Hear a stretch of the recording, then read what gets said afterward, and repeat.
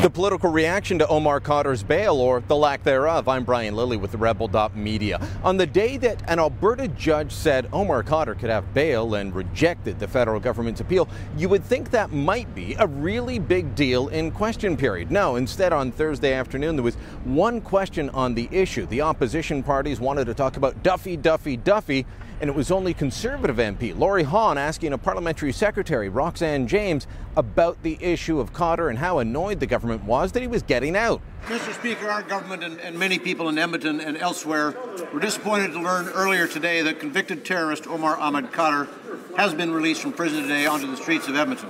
Could the parliamentary secretary to the Minister of Public Safety update the House on this ongoing situation? We are in fact disappointed with today's decision and regret that a convicted terrorist has been allowed back into Canadian society without having served his full sentence. While the Liberal leader refused to rule out special compensation for this convicted terrorist, and the NDP actively tries to force Canadian taxpayers to compensate him, we believe that the real victims of crime, not the perpetrators, are the ones that deserve compensation. Now, outside of the Commons, as MPs came out for scrum, some didn't want to go near the camera. Others, like NDP MP Charlie Angus, had very little to say. The government fought Omar Khadr getting bail right to the end. He got it today. Your thoughts on that, good, bad, and different? I think the Canadian courts have spoken. Last question.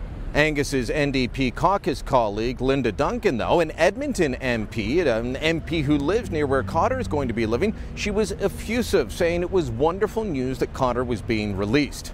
Justice has been served. I wish him well and trying to adjust to Canadian society. I know he's in good hands.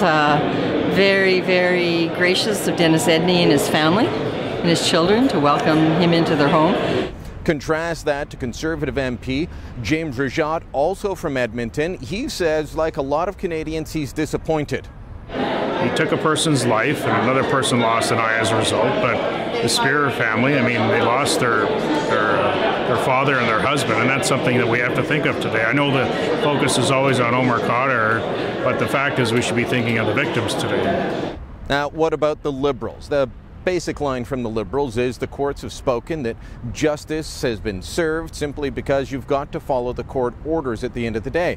That was the reaction of Scarborough Liberal John McKay. Now, McKay represents an area near where the Khadr family lives, and he said the system has to work, and it has to work for all, regardless of who you are. The Khadr family is an awful family. They have beliefs and views that are reprehensible to the vast majority of Canadians. But you don't write laws for the people who are good people. You write laws for the people who are not so good people. And in this particular case, the rule of law did prevail.